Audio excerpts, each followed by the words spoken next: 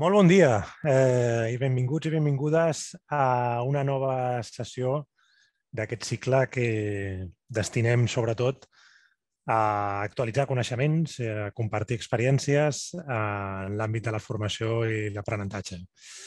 Avui inaugurem l'any, no? Reprenent, no? El cicle. I bé, destinem la sessió d'avui a parlar d'alguna manera de les claus per a dissenyar experiències d'aprenentatges que estiguin centrades en l'usuari i passant d'alguna manera d'un format en el qual s'estudia sobre el que se sap, no? En el que s'actualitzen els coneixements, a un model que sobretot està centrat en explorar sobre el que està per descobrir. No? L'objectiu és introduir noves maneres d'entendre, abordar i dissenyar els processos i experiències d'aprenentatge i compartir eines que ens facilitin aquest aprenentatge estratègic i siguin aplicables en el dia a dia. Per fer-ho, avui ens acompanya la Irati Leque, que és dissenyadora i facilitadora de processos d'innovació i aprenentatge estratègic per a institucions que vulguin incorporar diferents maneres de fer i de treballar en equip. Una persona que fa més de 8 anys que acompanya equips en els seus processos de transformació i desenvolupament, que és també autora d'un llibre, Lideratge Àgil, i que actualment és directora de projectes Corporate i dissenyadora d'experiències d'aprenentatge radical en Team Labs i Singular Team Labs. Alhora, en la sessió, també parlarem i reflexionarem sobre el design thinking, que és aquell disseny d'aprenentatge centrat en l'usuari i que ajuda a posar l'aprenentatge en mans de les persones i dels equips per fomentar el desenvolupament de les competències clau, creant entorns més col·laboratius, resolutius i més autònoms. Doncs escolteu, sense més preàmbuls, si us sembla, donem pas a la Irati, que ens acompanya, y cuando tú vulguis, endavant. Muchas gracias por acompañarnos. Muchas gracias, Irati. Adelante. Gracias, Enric. Hola, buen día a todos y a todas las que vais a compartir ahora un ratito en este encuentro, ¿no? En este encuentro en Zoom, donde, pues como bien decía Enric, me gustaría aportar una mirada o algunas ideas y algunas reflexiones acerca de cómo entendemos la formación y los procesos de aprendizaje en distintos ámbitos. La voy a hacer en castellano, soy de Donosti, de un pueblo pesquero muy cerquita de Donosti, Pasajes de San Juan, por si alguno lo conoce, y ahora pues os estoy hablando desde Madrid, desde el espacio de Team Labs, que algunos diréis, madre mía, vaya palacio rococó. Pero sí, aquí estoy. Como decía Enric, soy Irati Leque, me dedico a diseñar y a facilitar procesos de innovación y aprendizaje estratégico en distintas instituciones.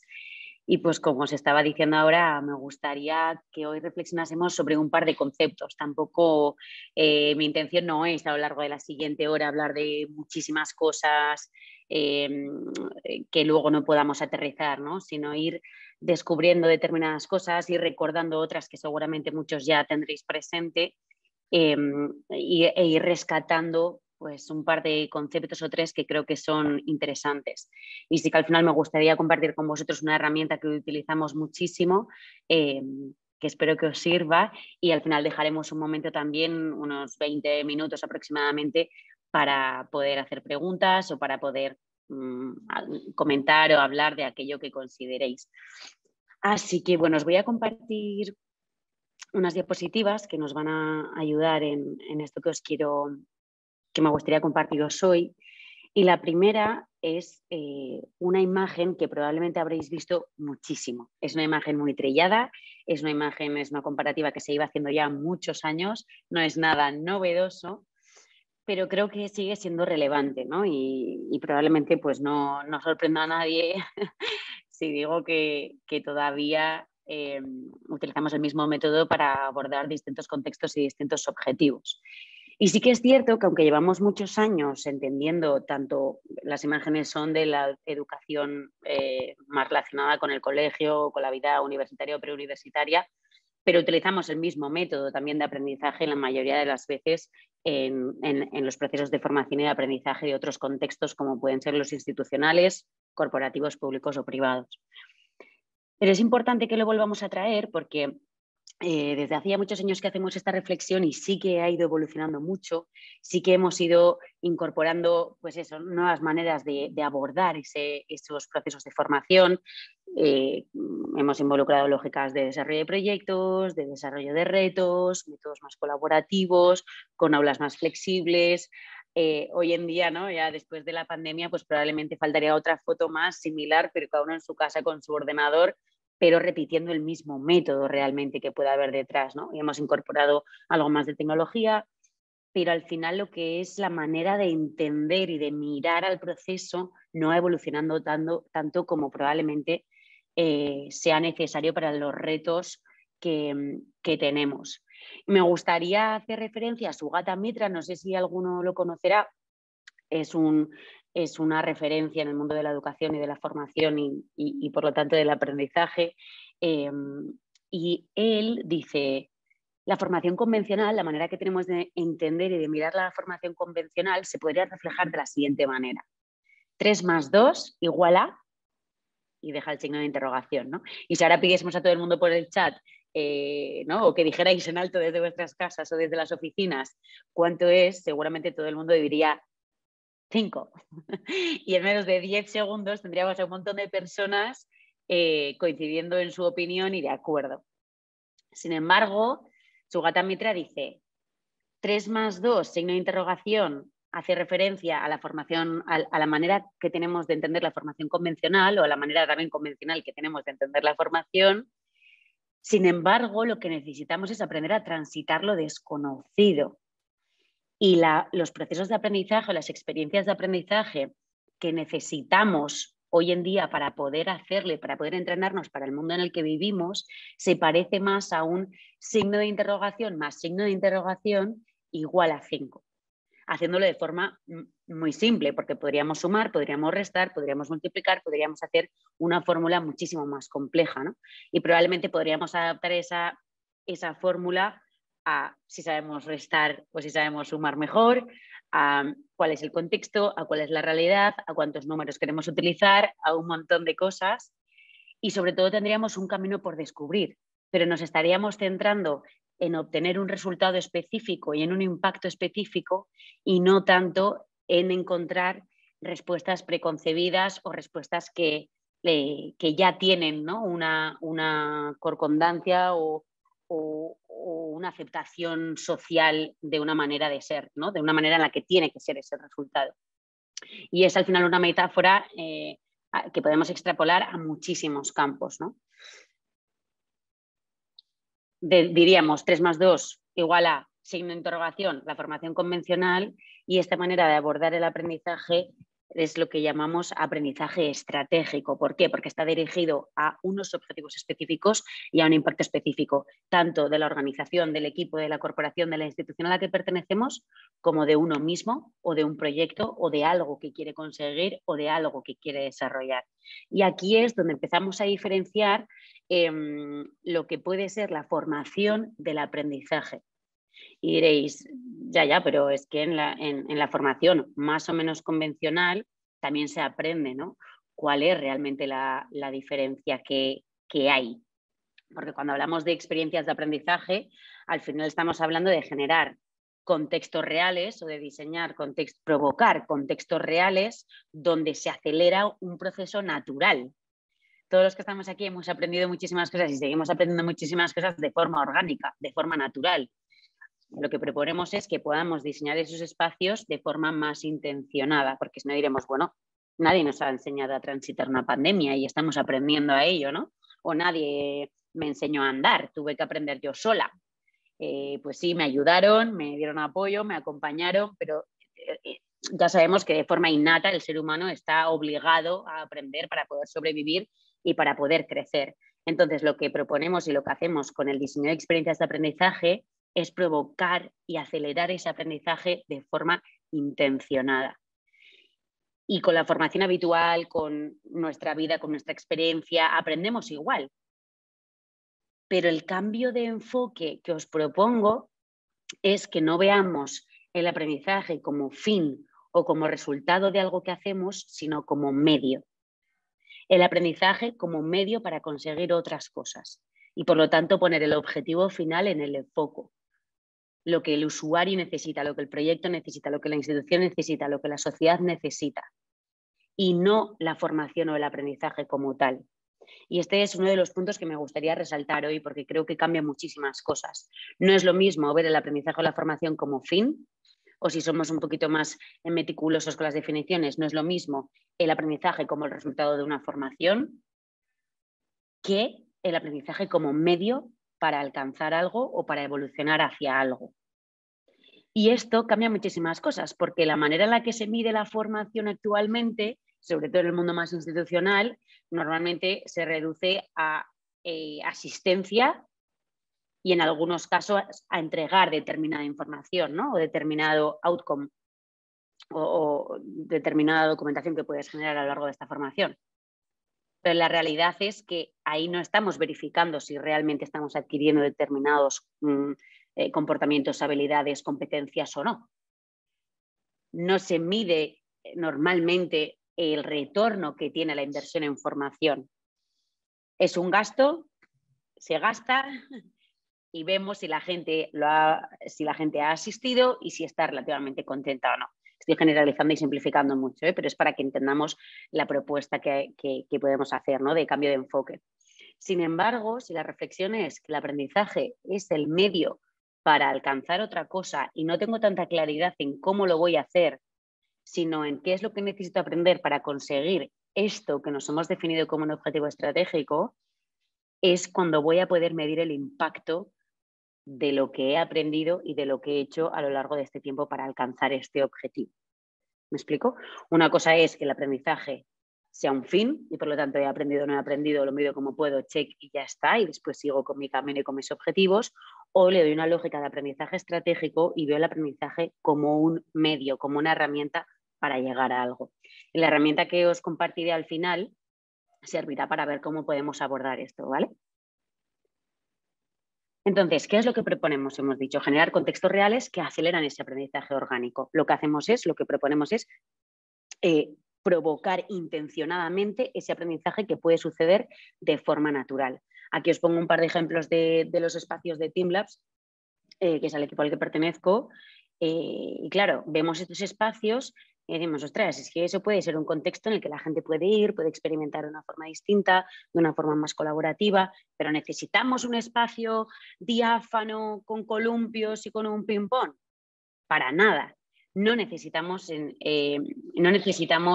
hacer cambios estructurales, sino hacer un cambio de mirada. Al igual que os comparto estas dos imágenes, os podría compartir otros dibujos que vamos a ver ahora, ¿no? Pero básicamente, nosotros como nosotros le definimos estos contextos reales de experimentación y de aprendizaje, los llamamos Radical Learning Labs o laboratorios de aprendizaje radical. Lógicas de laboratorio de aprendizaje radical. Y evidentemente os pongo la foto porque es muy ilustrativa y es representativa, pero me importa más que nos centremos en las lógicas que hay detrás de un laboratorio de aprendizaje radical.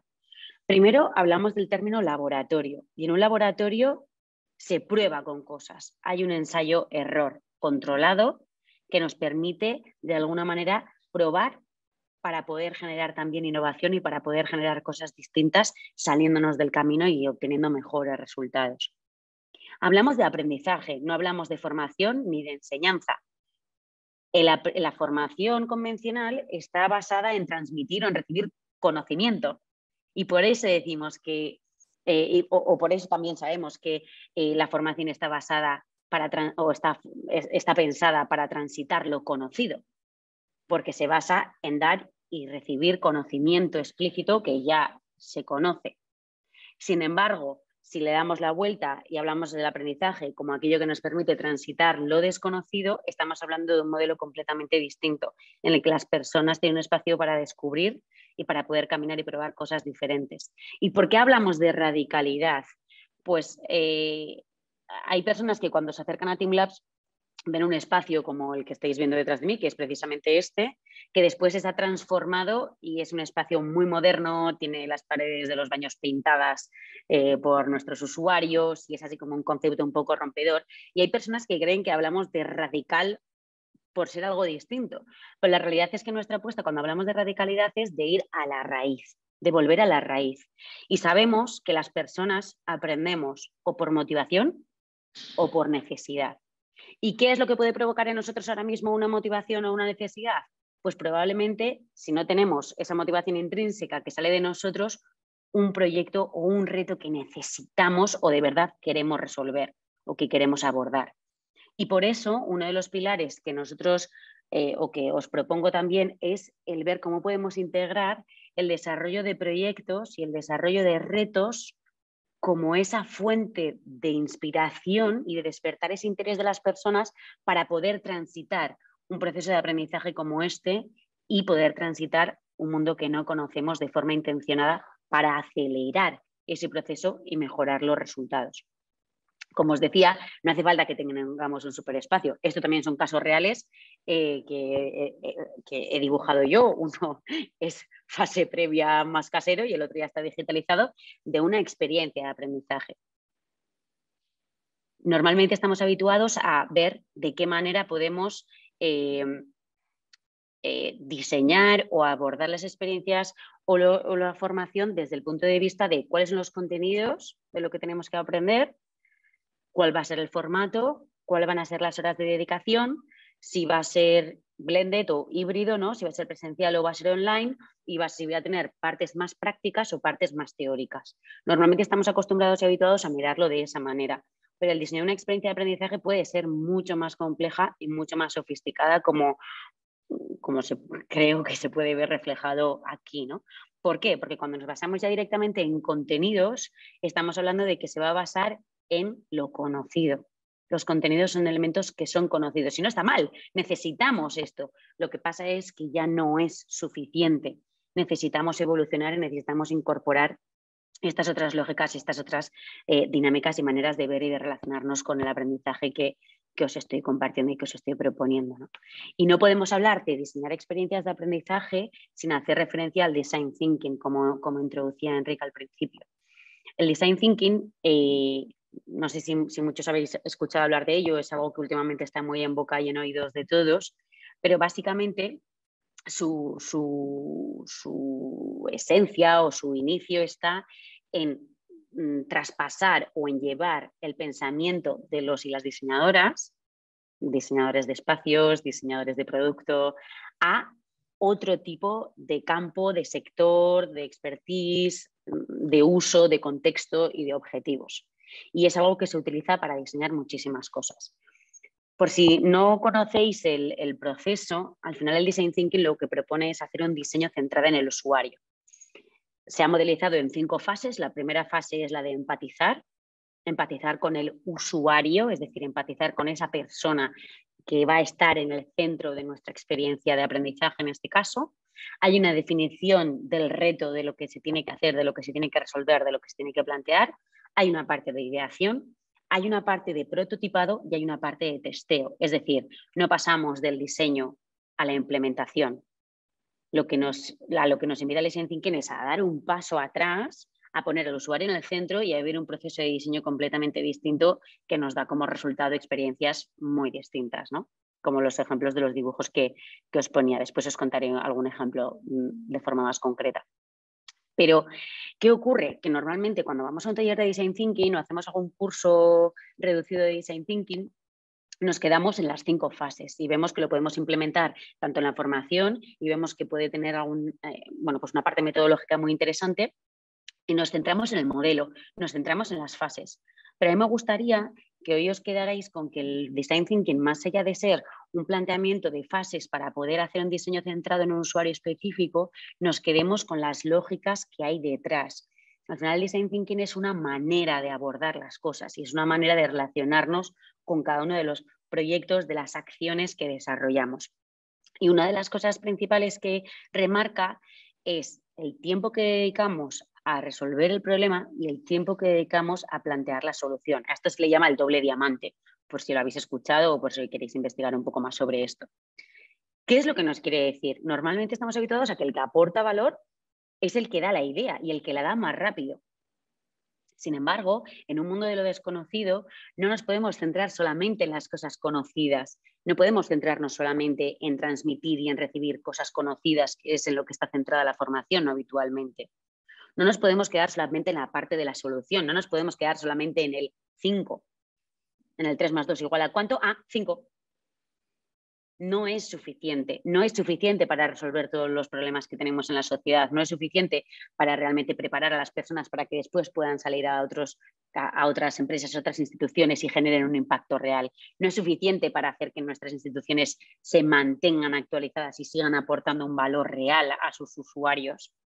Es importante que introduzcamos esta lógica a la que nos invita el Design Thinking, de entender bien cuál es el reto y entender bien qué es lo que queremos hacer en cada una de las acciones formativas, en cada una de las acciones de entrenamiento, de las acciones de aprendizaje, de las experiencias de aprendizaje, no importa, y más allá de eso, por supuesto, también en cualquier proyecto, necesitamos dedicar tiempo a entender cuál es el reto, a entender cuál es la situación del usuario final, a entender qué es todo esto que rodea a ese problema.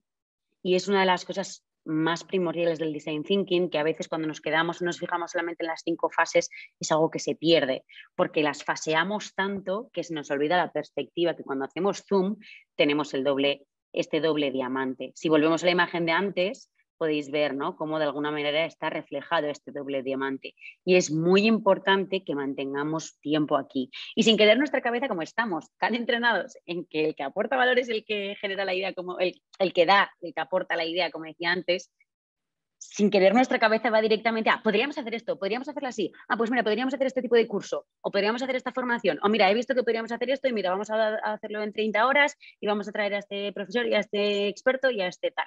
Y vamos a hacerlo práctico, que sabemos que la gente así interioriza mejor lo que ha aprendido. Pero no dedicamos más tiempo a plantear cuál es el reto real que hay detrás de esa formación. ¿Para qué necesitamos que estas personas entren en esas competencias? ¿Y qué impacto va a tener esto en el día a día de su trabajo o del contexto o del proyecto o de su vida o del ámbito que sea? Y cuando empezamos a profundizar y aguantamos esa inercia que va a tener nuestra cabeza de directamente llevarnos a una solución, a una propuesta, ahí es donde de alguna manera empieza a surgir la magia y empiezan a surgir experiencias completamente distintas con un impacto mayor. El doble diamante, aquí tenéis otro ejemplo también del doble diamante, donde empezamos sin saber cuál va a ser la solución de aquello que vamos a proporcionar. Exploramos el problema, vemos qué es lo que realmente tenemos que resolver, vemos cuáles podrían ser las posibles soluciones y antes de tener esa redefinición de cuál va a ser la idea final, la probamos y la testamos con pruebas muy pequeñas que cuestan poco dinero y que realmente nos van a permitir validar si es algo que puede provocar ese cambio, esa transformación que queremos. Cuando hablamos de aprendizaje, no hablamos solamente de incorporar cosas que conocemos. Yo creo que esto ya lo hemos repetido un montón de veces, podemos estar más o menos de acuerdo, pero es algo en lo que he insistido mucho, ¿no? Sin embargo, sí necesitamos probar qué es eso que nos va a permitir poder conseguir transitar por aquello que necesitamos transitar para conseguir los objetivos que tenemos. Es algo realmente relevante, ¿no? Que, como decía hace un momento, lo cambia todo. Entonces, el Design Thinking nos sirve para habilitar el emprendimiento como vehículo del aprendizaje y diréis, un momento, pero ¿en qué momento hemos estado hablando de emprendimiento, no? El Design Thinking nos sirve para habilitar el emprendimiento como vehículo de aprendizaje porque al final es un proceso que nos permite identificar un reto y llegar a una solución. Es un proceso en el que si seguimos las bases metodológicas y seguimos las fases a las que nos invita, las personas van a poder transitar en cómo pueden identificar una oportunidad de mejora, una oportunidad de negocio, una oportunidad de innovación y cómo van a poder transitar por todo esto en un camino que conocen el procedimiento y conocen el proceso, pero no conocen lo que va a suceder para llegar a generar algo. ¿Y por qué es tan importante este proyecto, este emprendimiento? Pues porque, como decía antes, el aprendizaje realmente es algo natural. Y el aprendizaje, la raíz del aprendizaje se basa en 2 elementos muy generales. Motivación, ¿os acordáis que le decía antes? Motivación y necesidad. y la necesidad de tener que resolver ese reto o la motivación intrínseca de poder querer incorporar y desarrollar distintos elementos dentro del mismo hace que las personas aceleren su propio proceso de aprendizaje y, de hecho, que se responsabilicen de su propio proceso de aprendizaje. Esto lo que nos permite es que en vez de la formación, como suele estar diseñada, que suele estar diseñada desde la mentalidad del profesorado o del experto que va a compartir sus ideas, esté centrada en el usuario y que sea el propio usuario el que tiene un campo de exploración, un contexto real de exploración, donde con conocimientos y formación específica y otras herramientas puede acelerar ese proceso de aprendizaje y puede avanzar por esa parte del conocimiento. Fijaos, nombro las dos, no significa que la formación se haya quedado obsoleta y que no sirva para nada, pero sí que no es suficiente y necesitamos complementar con otro tipo de experiencias. Entonces, primero, nos sirve para poder habilitar un proceso, una experiencia de aprendizaje basada en el desarrollo de retos y ahí ver cómo habilitamos este emprendimiento como vehículo de aprendizaje. Segundo, como proceso de diseño, como diseñadores de experiencias de aprendizaje o de formaciones o coordinadores que gestionan este tipo de proyectos dentro de la institución, cómo podemos utilizar o aplicarnos a nosotros mismos el design thinking para empezar a centrarnos en los usuarios, en las personas que tienen que ser entrenadas o que tienen que ser formadas para ver cómo podemos diseñar una experiencia de una manera distinta. Entonces estaríamos utilizando el design thinking como herramienta de diseño, pero también podríamos utilizar el design thinking como principios de diseño de las experiencias de aprendizaje. Los principios de diseño al final son aquellas pautas que nos delimitan cómo queremos que sea esa experiencia y el design thinking ya nos marca algunas pautas, ¿no?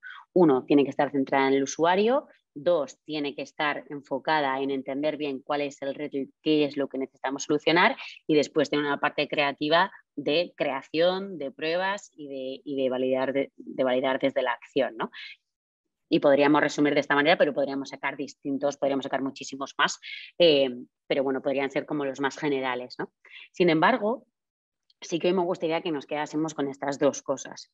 La primera está centrada en el usuario, no hace esta expresión que se usa mucho de café para todos, ¿no?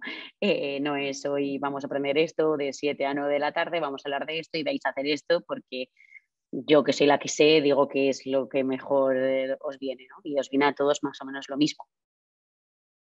No creo que todo el mundo sepa lo mismo, ni todo el mundo tenga las mismas necesidades, ni todo el mundo esté igual de cómodo a las 7 con un formato que sea para todos el mismo, ¿no?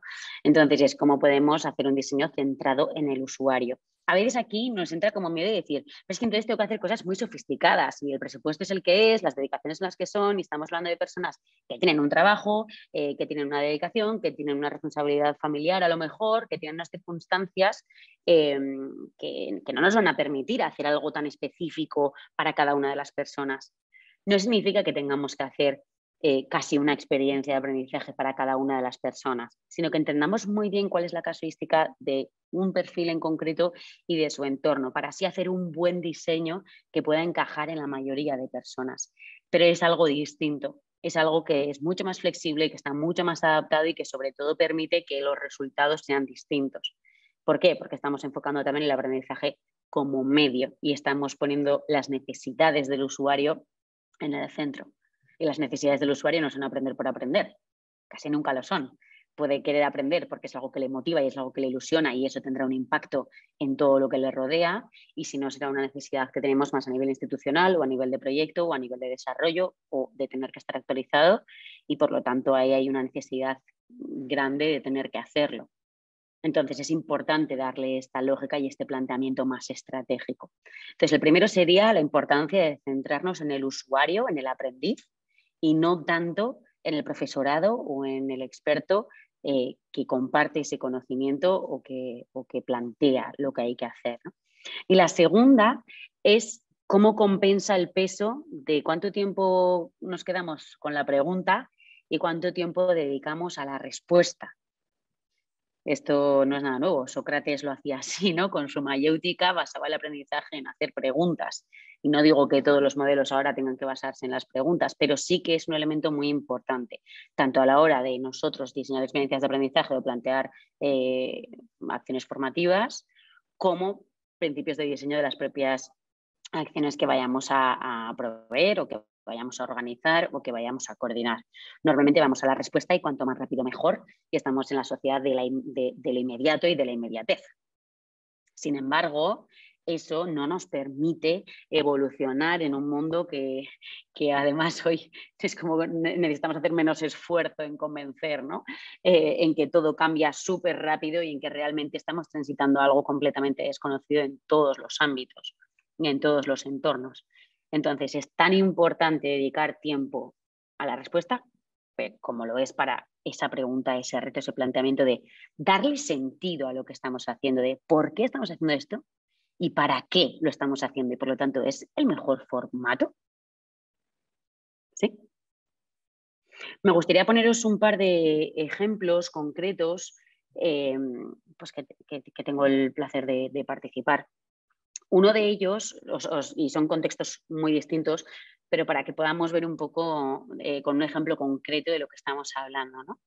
Uno de ellos es LANE, el grado universitario en liderazgo emprendedor e innovación, que a lo mejor conozcáis por referencia de la Universidad de Mondragón y que Team Labs tiene pues, el honor de poder desarrollarlo en Madrid y en Barcelona. Los que estáis por allá os invito a que visitéis el laboratorio cuando queráis.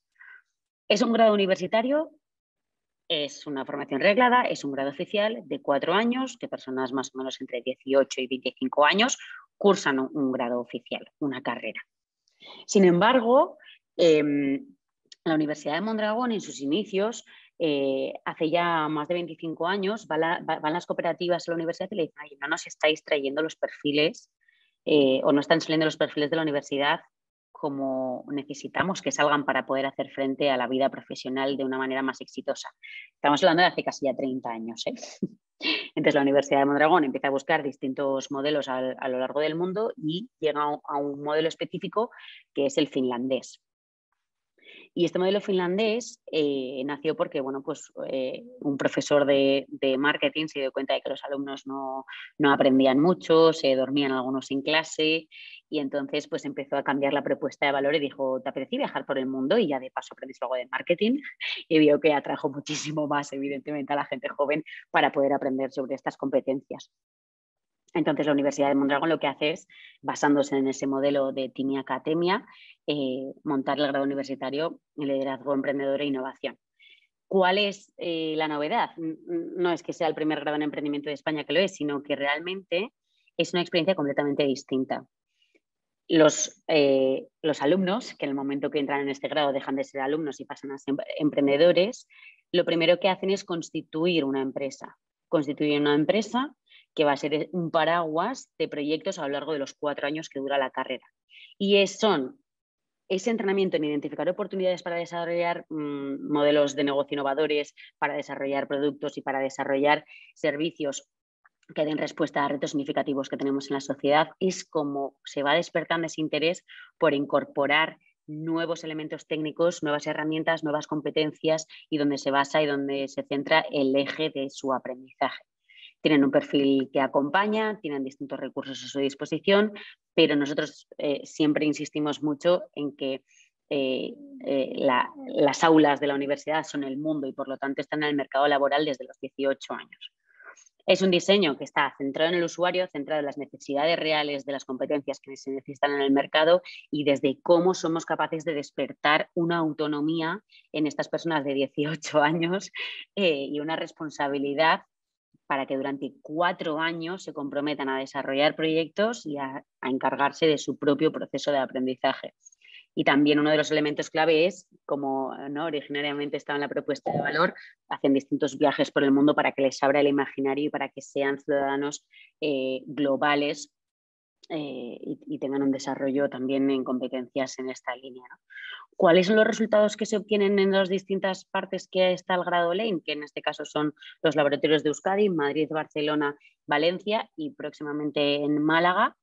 Hay un 97% de empleabilidad en el primer año desde que estos laners, que es como les llamamos, salen al mercado. Sin embargo, en 2019, el dato está todavía sin actualizar, ahora ya en épocas de la pandemia nos da casi miedo mirar los datos, hay un 30% de personas que terminan su carrera y en los primeros 4 años después no encuentran trabajo. Entonces estamos hablando de un 97% de empleabilidad en el primer año versus un 70% con ese 30% sufriendo los primeros 4 años sin poder incorporarse al mercado laboral. Entonces, este puede ser un ejemplo de un tipo de experiencia de aprendizaje distinto en un ámbito educativo, en un ámbito universitario. Sin embargo, un proyecto que hemos desarrollado hace muy poquito también ha sido para un programa más corporativo, más institucional, donde el reto que nos planteaban era incorporar o acelerar el proceso de onboarding, el proceso de integración de una persona en un equipo de desarrollo técnico, desarrollo de software, en un banco panamericano. Entonces, lo primero que piensan los encargados es: vamos a buscar una formación que entrene a estos perfiles, una formación que estas personas puedan hacer justo antes de incorporarse a su nuevo puesto de trabajo, y así aceleramos este proceso.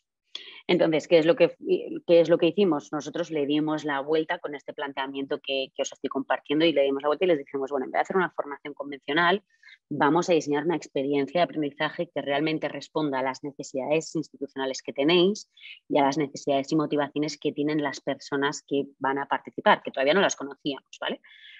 Entonces, ¿cuál fue el resultado? Teníamos determinadas premisas. La primera, necesitaban estar entrenados en trabajar con metodologías ágiles, en trabajar con Scrum, que es una manera de trabajar, a muchos os sonará, ¿no? Donde se trabajan por sprints semanales, se trabajan por ciclos de trabajo y por revisiones de lo que se va generando, y tiene también unos rituales, ¿no? Pues los lunes hay un diseño del sprint semanal, los viernes se revisa, cada día hay una reunión diaria, bueno, ¿no? Que es muy ágil y que tiene unas lógicas determinadas. Necesitaban que las personas supieran de esto, entonces querían que dentro de esa formación que se estaban imaginando hubiera alguien que les explicara cómo se hacía, ¿no? Y que lo pudieran practicar a lo mejor con algunas dinámicas. Por otro lado, necesitaban, al ser un banco panamericano, necesitaban que pudieran expresar de forma ágil la progresión de cómo estaba yendo el desarrollo de los proyectos en inglés y por escrito. Y por otro lado, necesitaban que integraran las herramientas y que aprendieran a utilizar algunas herramientas técnicas y tecnológicas que se utilizan para el desarrollo de software de forma específica en este banco. Entonces, la experiencia que finalmente diseñamos fue una experiencia que, en vez de haber alguien que explica cómo funciona la Agile, cuáles son las lógicas, el mindset, la mentalidad, la transformación cultural que hay detrás de eso, ¿no? Donde te explican bien los rituales, y que una persona entrara con un conocimiento teórico, que eso ya hubiera acelerado mucho esa integración o ese onboarding en el banco. Lo que planteamos fue una experiencia de aprendizaje que se basara directamente en la metodología Agile. ¿Qué significa? Que los lunes se hacía un diseño de cuáles eran las actividades que iban a tener que abordar a lo largo de la semana, las hacían ellos, y el viernes se hacía una revisión, y día tras día se tenían que reunir en sus equipos de trabajo para revisar cómo iban avanzando en el trabajo. Esa fue la parte, de forma muy resumida, en la que decidimos entrenar la parte de agilismo. Por otro lado, en vez de meter a clases de inglés o píldoras de inglés, como en un principio se estaban imaginando los responsables de formación, lo que hicimos fue que cada viernes tenían que subir a la plataforma de aprendizaje un resumen de cómo había ido el trabajo que habían estado desarrollando, cuáles eran las dificultades técnicas que se estaban encontrando y cuáles eran las cosas que necesitaban integrar o aprender, o si necesitaban ayuda en algo, para poder la semana siguiente seguir abordando este trabajo que tenían que hacer. Y por último, que ya lo podéis ir deduciendo por cómo lo estoy contando, esas herramientas que utiliza el banco y toda esa parte técnica que necesitaban incorporar, algunos incorporar, otros mejorar, no todo el mundo sabía lo mismo, lo hicimos dibujando distintas tarjetas de usuario, como propone la metodología Agile, donde los lunes ellos tenían distintos retos entre los que podían elegir. Uno era diseñar una pestaña de inicio en una página web que te permitiera ir directamente a un enlace de pagos, por ejemplo. Y cada una de ellas tenía un nivel de dificultad y unas competencias asignadas. Entonces, por parejas, hicimos parejas por niveles de competencia y por roles. Por parejas, los lunes, al igual que luego iban a tener que hacer en su trabajo en el Banco Panamericano, decidían cuáles eran las tarjetas que iban a cumplir a lo largo de esa semana, qué iban a desarrollar a lo largo de esa semana y, por lo tanto, cuáles eran las competencias o que tenían o que tenían que desarrollar y los recursos ad hoc que podían utilizar para poder hacerlo.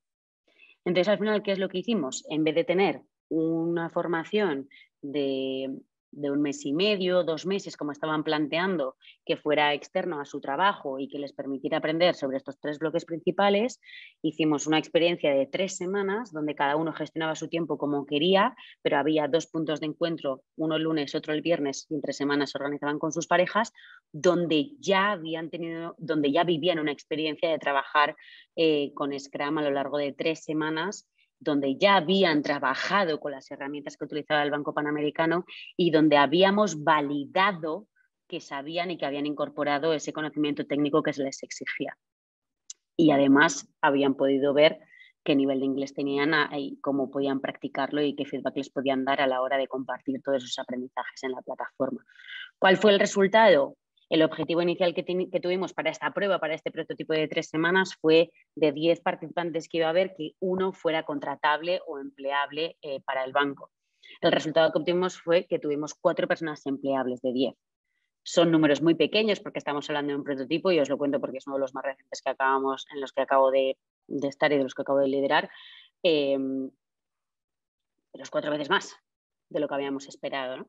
Entonces, ¿qué es lo que quiero decir con esto? Que a veces cuando hablamos de transitar lo desconocido, que cuando hablamos de que las personas tienen que descubrir y no solamente tener respuestas ya preasignadas, parece que lo que estamos proponiendo es ralentizar el proceso.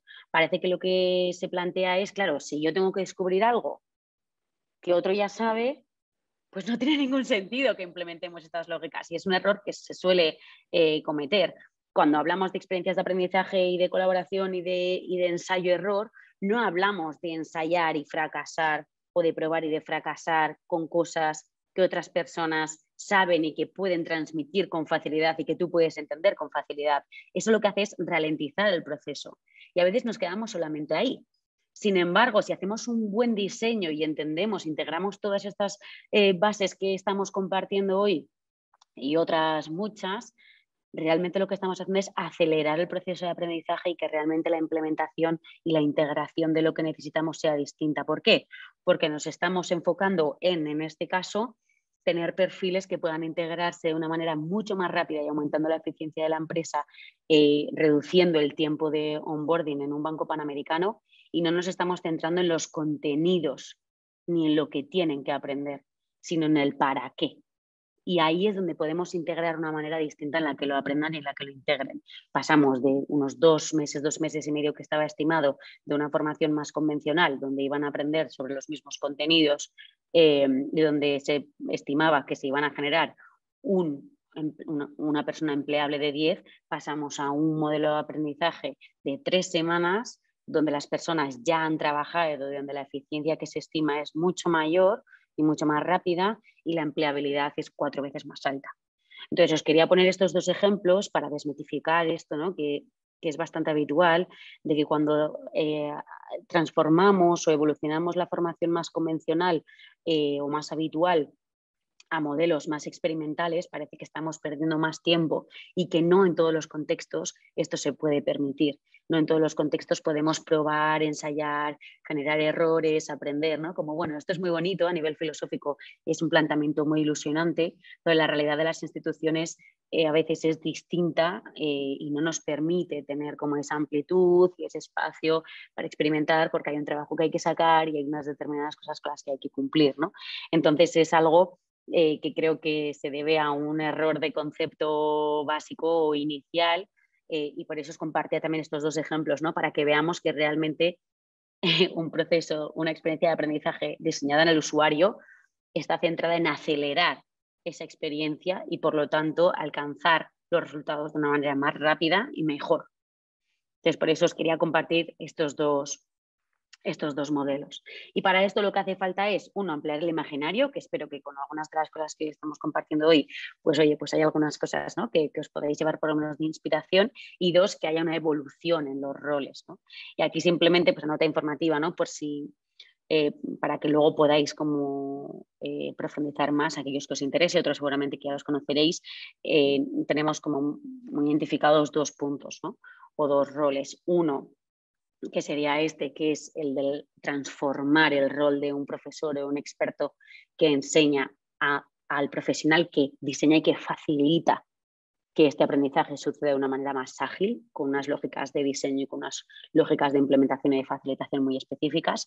Y la otra más institucional o más corporativa, a la que ya desde Estados Unidos se le lleva tiempo llamando Chief Learning Officer, ¿no? Y a veces lo entendemos como aquella persona o como la nueva manera moderna de llamar al responsable de formación. Pero hay competencias distintas entre los dos perfiles, ¿no? Y entonces ahora las personas que, supongo que aquí muchos estaréis, ¿no?, como responsables de formación, es una decisión estratégica, ¿no? Ver si queremos incorporar otras lógicas que nos permitan, aparte de la formación, habilitar estas experiencias, estos contextos de aprendizaje que tienen unas lógicas distintas y que nos pueden llevar a tener unos resultados distintos. O si tiene que ser otro perfil con el que trabajaremos en tándem o en el que trabajaremos de par en par. Entonces es importante que vayamos integrando que es importante un cambio de rol. ¿Por qué? Porque cuando hacemos diseño basado en el usuario probablemente nos vamos a dar cuenta que el propio usuario también va a cambiar de rol, de un rol receptivo, donde después yo tengo que ver cómo implemento esto en mi realidad, a un rol mucho más proactivo, donde yo hago y en la acción con las herramientas y con los contextos que me aporta este entorno provocado, que no falso ni ficticio, es un entorno real, pero tiene determinados elementos que provocan y que hacen que el aprendizaje sea más intencionado, cómo voy avanzando y cómo voy evolucionando como profesional, como equipo y por lo tanto aportando unos resultados distintos. Entonces, para ir terminando ya y así dejar tiempo también para las preguntas, casi una última reflexión, ¿no? Casi. El aprendizaje sucede desde la combinación de reflexión y acción. Esto es muy importante. Nosotros aprendemos constantemente, pero no siempre somos capaces de utilizar ese aprendizaje de forma intencionada en otro contexto, en otro momento, en otro proyecto o en otro reto. Entonces, ese aprendizaje útil, replicable, sucede desde la combinación de acción, reflexión, acción. Entonces, necesitamos ir moviéndonos en estos dos ritmos constantemente. Entonces, aquí os ponía, ¿no? Es tu turno. O sea, aquí os quería compartir una herramienta que hemos planteado y que utilizamos mucho, a la que hemos llamado OKR for Learning. Y esto que significa más allá en palabra en inglés, que todo suena como más moderno. Realmente, ¿qué significa esto? No sé si conocéis el sistema de definición de objetivos de OKR, pero bueno, básicamente es eso. Es muy conocido porque una de las personas que trabajaba en Intel se fue a Google insistió mucho en que implementaran este sistema de OKRs y dicen que es lo que hizo que Google se transformara y se evolucionara hacia lo que es hoy, ¿no?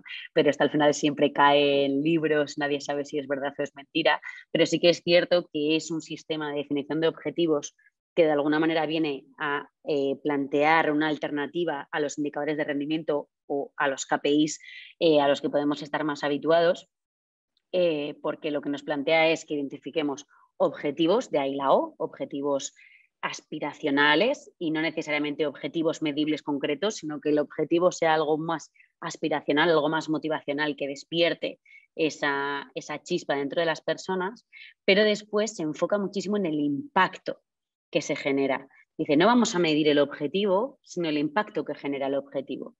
Es decir, queremos ser el equipo de este sector del ayuntamiento de este pueblo que mejores cosas ha hecho por el pueblo. Pues algo muy, muy abstracto, ¿no? Pero intentarlo adecuarlo a un contexto que tengáis. Bien, si yo vuelvo dentro de 4 meses, nos volvemos a conectar y os pregunto, ¿lo habéis conseguido? Sí. ¿Y cómo lo sabéis? ¿En qué lo habéis notado? Ese será el impacto, pues porque nos lo dice la gente, porque nos han vuelto a pedir que nos encarguemos de esto, porque hemos vuelto a salir en las elecciones, ¿no? No lo sé, en distintos formatos, en distintas formas. Pero lo importante es identificar un objetivo y ver cuál es el resultado clave. ¿Para qué? Para priorizar y para medir el impacto que se genera. Entonces, nosotros lo que hemos hecho es fusionar esto con el aprendizaje. Y por lo tanto, identificar objetivos de aprendizaje y poner el enfoque en el impacto que va a generar ese aprendizaje y no en el aprendizaje en sí mismo como fin, como decía pues ya un poquito más al inicio de mi intervención, ¿no? No una formación o un aprendizaje como algo que tenemos que hacer para estar actualizados o porque sabemos que tenemos que actualizarnos en estas herramientas y tenemos que saber de estas cosas para hacerlo mejor y llegar más lejos, sino identificar bien cuál va a ser el impacto directo que va a generar en nuestra realidad, en nuestro equipo, en nuestro contexto, en nuestra institución, en la incorporación de determinadas herramientas o de materializar distintos objetivos de aprendizaje.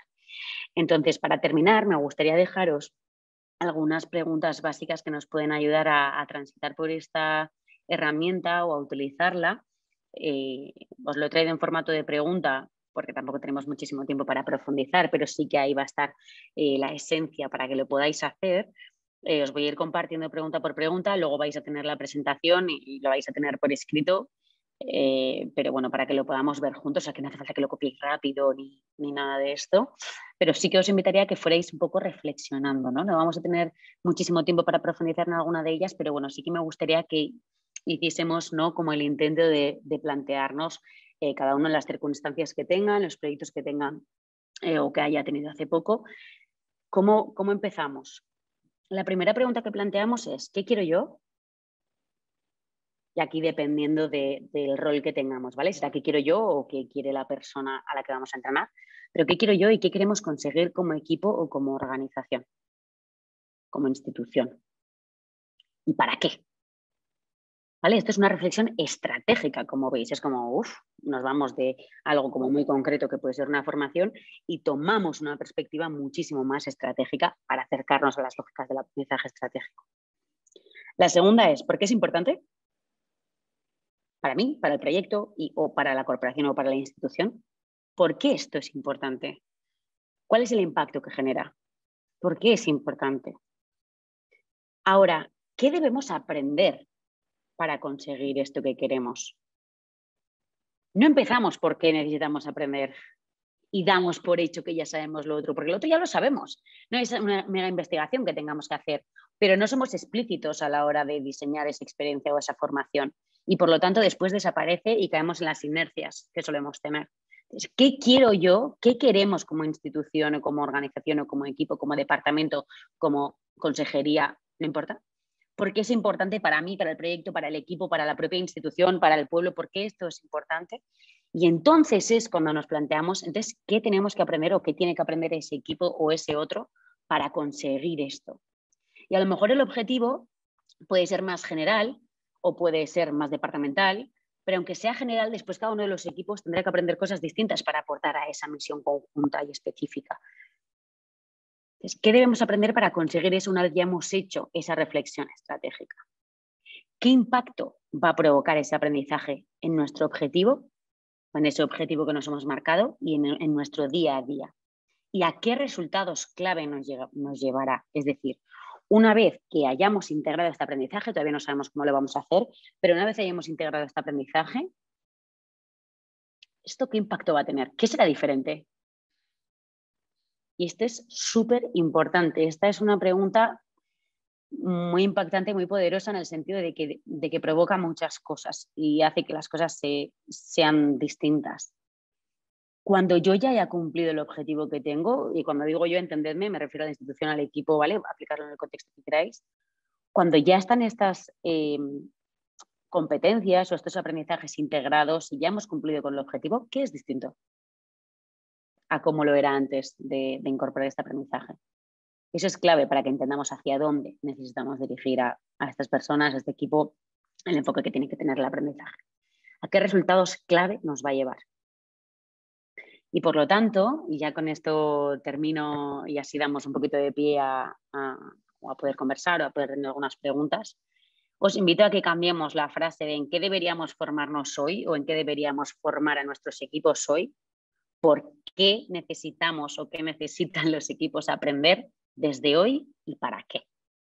Y desde aquí tener una visión completamente distinta a cómo abordamos, cómo diseñamos y cómo implementamos estas experiencias y estos procesos de aprendizaje que de una forma acelerada, de hecho, nos llevan también a la innovación. Así que muchísimas gracias. Os dejo también ahí mi correo por si alguien quiere tener un debate más profundo, pero ahora tenemos eso, una media horita aproximadamente para que podamos dialogar, preguntas, comentarios y lo que consideréis. Así que a vuestra disposición quedo. Muy bien, Irati, pues muchísimas gracias. Creo que ha estado muy bien, muy sugerente tu intervención y además que nos permite reflexionar, ¿no?, sobre todo aquello que hacemos y si lo hacemos correctamente y si algunas de los procesos son transformables, modificables, etcètera, no? Bé, si us sembla, ja sabeu com funciona això, ho podeu fer a través de l'apartat de preguntes, el QIA, ho podeu, a males si no ho podeu fer a través del xat, és més recomanable fer-ho a través d'aquest apartat, si us sembla, i a partir d'aquí us traslladem les preguntes a l'Irati. En algun cas, si voleu, podeu també activar el micròfon i també us donaríem pas, tot i que a vegades això dona problemes, no? Tot vostre, és el vostre moment per participar, per preguntar tot allò que vulgueu a la Irati. Irati, no sé, yo realmente me parece muy interesante y muy adaptable a determinados contextos, buena parte de lo que explicas, pero hay algunos elementos, ya cuando hablabas al principio un poco, ¿no?, del impacto, ¿no?, de la medición del impacto de la formación, ¿no? Incluso ahora cuando hablabas de las preguntas clave, ¿no?, que se tiene que hacer una organización en relación a los procesos de aprendizaje, que lo cierto es que, vista la experiencia, yo siempre caigo en lo mismo. Y es decir, por mucho esfuerzo que hagamos desde los departamentos de formación o incluso con figuras emergentes, ¿no?, como lo del CLO, ¿no?, el Chief Learning Officer, al final ese rol clave, esa decisión sobre hacia dónde vamos, es un aspecto meramente organizativo. Quiero decir, aunque te den mucha capacidad de mando en tu organización para liderar los procesos de aprendizaje, si los directivos, ya no superiores, sino incluso los mandos intermedios, etcétera, no se involucran en ese proceso, difícilmente obtendremos ese input necesario de las personas para situarlas en el centro. Porque al final, ejemplo práctico, ¿no?, es decir, por mucha medición del impacto que yo haga desde mi departamento, al final la transferencia del aprendizaje la tiene que evaluar un responsable responsable de un ámbito determinado, sobre si esa persona en la que hemos invertido para que se forme, para que aprenda determinados conocimientos, habilidades, actitudes, es igual, realmente lo está llevando a la práctica, ¿no? Entonces, si en ese proceso no participan la organización, pues yo creo que es una batalla perdida. Por mucho que instrumentemos, por mucho que hagamos hincapié a los docentes, a todas las figuras que participan del proceso formativo en la importancia de ello. No sé cómo lo ves tú. Sí, totalmente. Es un punto muy relevante el que traes encima de la mesa, porque es algo que sucede en todas las organizaciones, instituciones, sean público-privadas. Siempre hay ahí como una especie de techo sin el que su involucración o no, como esa lógica más estratégica, no vas a poder realmente hacer una implementación probablemente exitosa o ni siquiera vas a poder implementar unas lógicas distintas, ¿no? Sí que es cierto que este planteamiento, cuando hablamos de más allá de la formación, incorporar lógicas de aprendizaje estratégico, tiene una capa estratégica importante y por lo tanto hay perfiles de la institución que se deberían de involucrar. Totalmente de acuerdo. Ahora, dentro de las posibilidades que tenemos, habrá instituciones en las que, bueno, esto será más posible y hay otras en las que no habrá, ¿no? Esa puerta estará cerrada y a lo mejor en más casos de los que nos gustaría. Siempre tenemos un círculo de influencia y es importante también que nos entrenemos a ver de qué manera podemos incorporar estas lógicas dentro de ese círculo de influencia. Y probablemente habrá muchas cosas que se nos queden fuera, pero sí podremos empezar a implementar determinadas cosas que después muchas veces hacen un efecto eco distinto, ¿no? Y hacen más fuerza que si nos peleamos tocando puertas, intentando convencer por otros medios.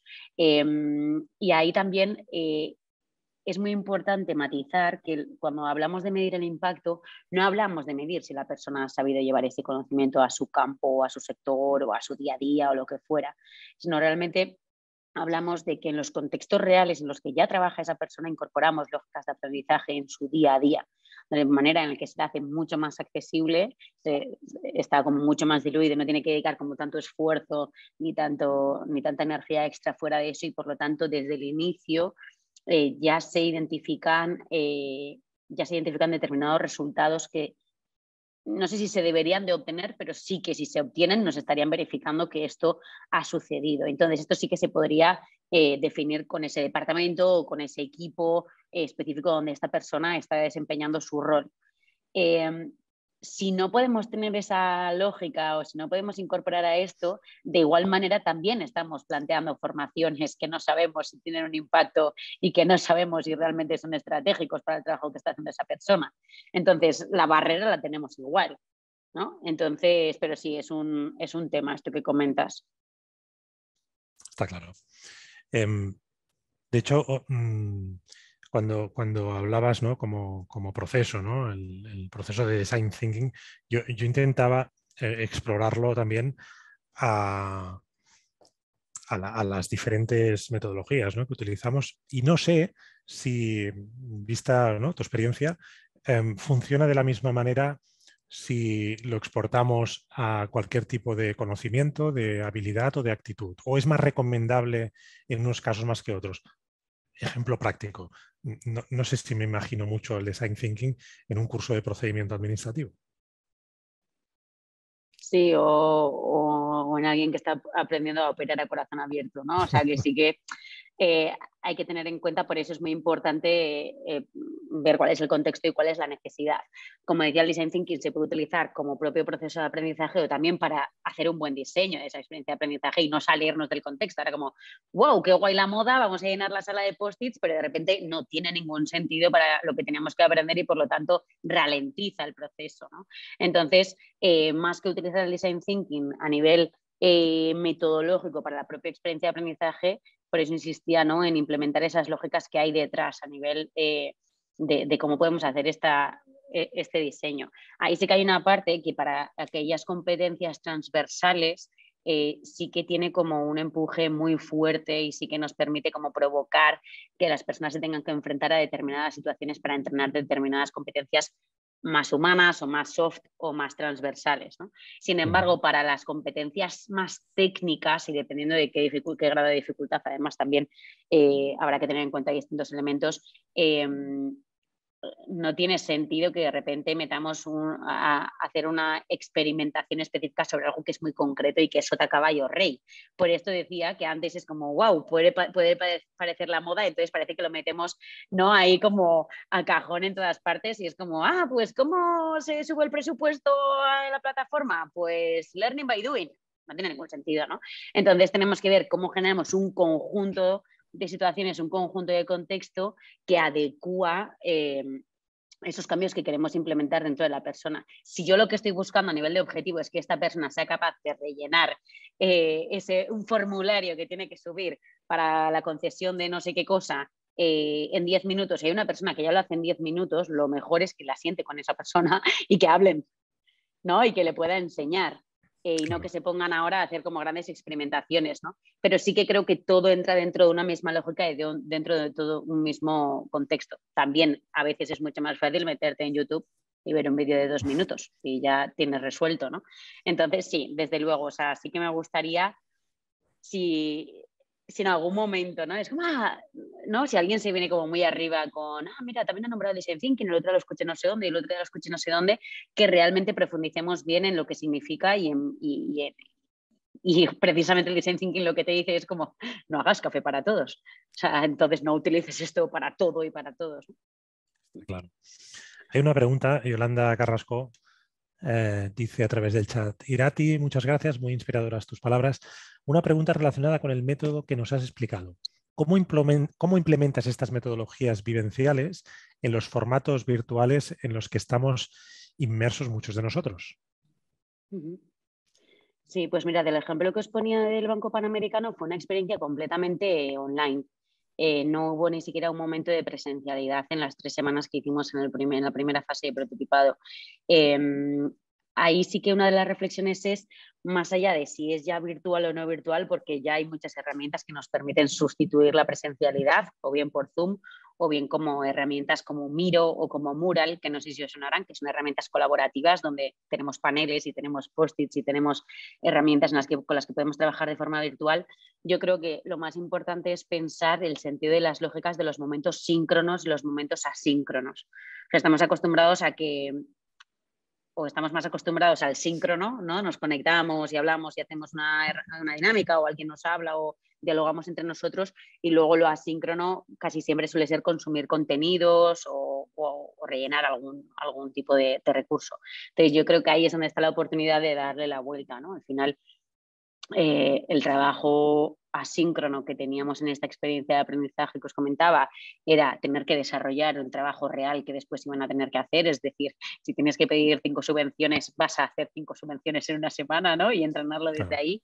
Y por otro lado, pues los momentos síncronos, perdón, pues también definir muy bien para qué son, ¿no? Porque agota mucho también estar delante de la pantalla tanto tiempo, tantas horas trabajando y después todavía más rato, ¿no? Está claro. También nos pregunta Yolanda sobre cómo medir el retorno, cómo lo estáis haciendo. Uh-huh. Al final lo que planteábamos, o sea, más que medir el retorno de inversión, que también lo podemos hacer, más que medir el retorno de inversión una vez haya sucedido, decir, bueno, ahora esto cómo nos reporta, porque hay muchísima información que va a ser muy difícil de medir. O sea, no puedo estar cronometrando determinadas cosas, ni si es la persona cómo se siente. Hay muchísimas cosas que son abstractas y que son muy difíciles de medir en este sentido. Por eso la invitación de que antes es cuando definimos los objetivos y el impacto que sí que es el más prioritario y que nos importa. Y eso es lo que medimos, ¿no? Después sucederán muchas cosas que se nos escaparán y que ojalá vayamos evolucionando y vayamos teniendo cada vez más herramientas para poder medirlo, ¿no? Pero sobre todo lo más importante, o como nosotros lo estamos haciendo, es así. En la previa, decir como, bueno, ¿qué 3 elementos clave vamos a medir? Pero no sobre si esta persona ha aprendido o no, sino sobre aquello por lo que necesitábamos que aprendiera. Es decir, si estamos aprendiendo perdonad que me vaya algo tan banal, pero si estamos aprendiendo a presentar proyectos europeos, a presentar proyectos Next Gen, ¿no? a Europa, ¿cuántos proyectos hemos enviado y cuántos nos han aceptado? Y tú puedes comparar ese ratio de conversión con otras cosas, ¿no? Y dentro de eso ver qué ha podido ser relacionado con el proceso y qué no. Entonces, bueno, lo estamos haciendo de esa manera. Está claro. Veo que Ángela, sí. Ángela, sí, habla sobre el OKR4. ¿Cómo se puede medir el impacto? Un ejemplo, por favor. Sí, pues bueno, pues básicamente también estaba en la línea de lo que estábamos hablando, ¿no? Porque creo que es uno de los grandes retos el poder medir esto realmente. La medición que, bueno, antes os ponía como un par de métricas, ¿no? De porcentaje de empleabilidad y después en el otro también como cuántas personas eran empleables. Pero las métricas, por ejemplo, que estábamos midiendo para el Banco Panamericano son en cuánto tiempo esta persona puede trabajar de forma autónoma dentro de la empresa, es decir, cuánto tiempo tarda desde que se incorpora hasta que ya puede no depender de un perfil específico, y si eso se reduce una vez de que la persona vive esta experiencia de aprendizaje. Esa era una de las métricas. Y segundo, también las lógicas de cada organización es distinta, pero el periodo que tarda en entregar con calidad los entregables que tiene que generar, ¿no? Entonces, esas son 2 cosas que al Banco Panamericano le importaban, no significa que eso sea todo lo que haya que medir siempre, ¿no?